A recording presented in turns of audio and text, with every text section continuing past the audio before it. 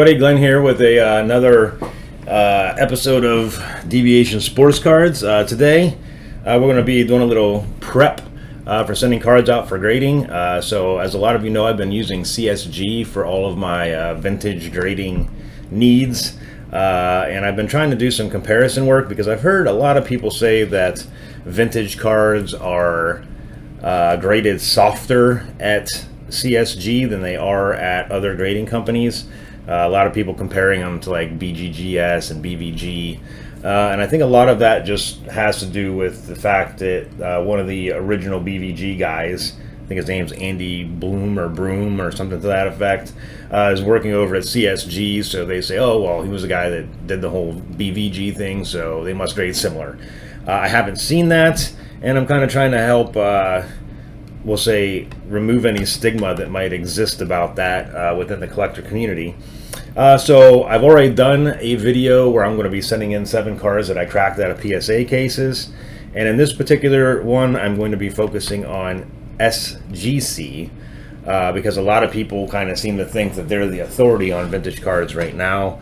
So I figured if there's any value to seeing how well these cards stack up, probably would be best to do it on this particular group of cards. So what we're going to be doing here is this is going to be a little bit of a mix because I do have a couple other cards that I'm going to include in this. One of them is, well, actually these two here are 1950 Bowman Dub Jones and a 1950 Bowman Lou Reimkus. Like I said, for those of you that don't know, I am trying to get a couple sets together. So one of those sets that I'm trying to get together is actually a 1950 Bowman football set for the Cleveland Browns. So you can see that here. You can see I've already got Lou Groza, Alex Agasse, and Max Beatty, Marion Motley, Dante Lavelli, and Tony Adamle. I still need 5 cards to complete that set. So in this particular one, we're going to end up submitting a Ken Carpenter, a Lou Reimkus, a Dub Jones, a Jim Martin, and then I'm going to submit another Tony Adamle to try to get a little bit higher grade than that 5, because I'd like to improve upon the Marion Motley and the Tony Adamle scores, and then I'd like to get everything above a 6 if I could. I think that'd be pretty good for a base set of this, so that's what I'm going to kind of go after. Okay, so in this one here, I've pre-graded myself. I'll be putting up a separate video showing everybody how I go about my pre-grading process here. That'll be pretty neat and just give people, some idea about how other people are going about getting stuff like that done. And then this Lou Reimkus, I might go ahead and do one for this one as well, just so we can see. I'm trying to get to the point where I can get to about a half a grade plus or minus difference between what I'm submitting and what I'm getting back. And then also I've got 2 cards that I've cracked already. This one here is my 1950 Bowman Ken Carpenter. This one I actually purchased as a BVG 7. So it'll be interesting to see how this comes back, for the whole BVG CSG comparison. And then this card here is from SGC. This is a 1961 Fleer Galen Fisk rookie card. So this is from my 1960 to 1991 All Browns rookie set I'm working on. And this one was actually recently graded at SG. So you see it has the newer label on it, and this was given a 8.5. So that'll be the first card in this batch that's actually coming straight from a SGC holder. And then we have 3 more that we're going to be sending. The first one is this Jim Martin 1950 SGC 7. You can also see it's one of the newer labels.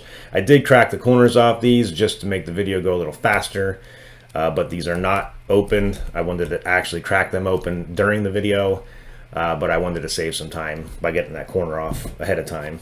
Then the next one is an older SGC grade. You can see it's got the whole number, or the total number up here on the top with an 84, but I ended up with a near mint 7.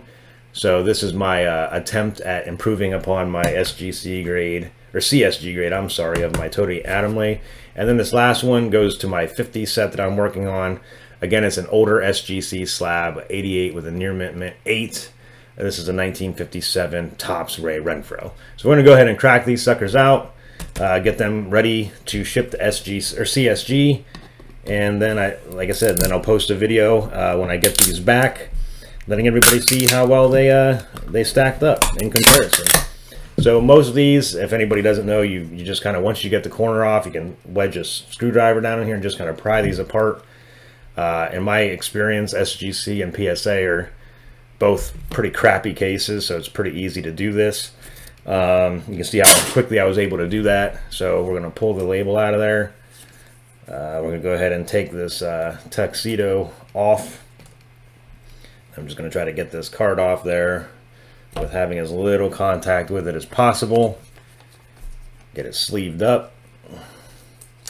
And then I'm putting these, I always put these tabs on them just to make it easier to get the card out of there. And then I'll slide it up here in the card saver. And I'm doing this on camera just so you guys can see. One, it did actually come out of a legit SGC case. Two, I didn't damage it in any way taking it out.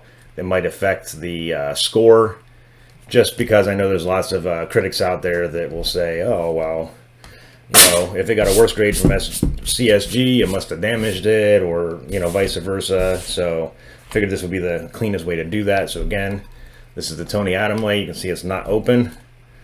I'm going to go ahead and wedge that screwdriver in there. Pop it apart. There you go. Pull that label off there. Take the tux off. Get that card. These 1950 Bowmans are so tiny. It's weird dealing with them, and it's a little bit harder to get them into sleeves and card savers without damaging them if you're not careful, just because they're so small. Okay, so I'm going to go ahead and get this pushed down in there. And there we go. There's our Tony Adamley ready to go. And last but not least, we got our 7 Jim Martin. Again, I'm going to go ahead and get my screwdriver. It's a little bit harder to get in there. Ooh, so it's breaking apart a little bit harder than the other ones. But nothing crazy. There we go. Top off. There we go. We got our card. We'll take the label off. Take our tux off. Card out of there, straight into a sleeve with as minimal contact as possible with it. Get our tab put on there.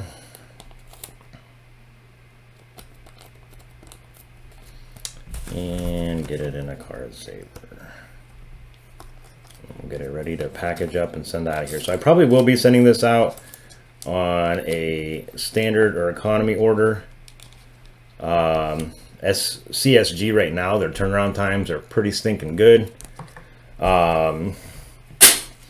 They've been caught up quite a bit, so unless you're doing the whole bulk thing, you can get your stuff pretty quick. I think right now the turnaround times on a standard order is 30 days or maybe even high 20s. Currently, I think a turnaround on an economy order is only in like the 35 to 40 day range. And then obviously once you get in the bulk, it goes up to, you know, right around 6 months. But there you have it, guys. I don't want to spend a whole lot of time on this because I will be posting a follow-up video to this. So we've got our 4 that we've tracked out of SGC cases.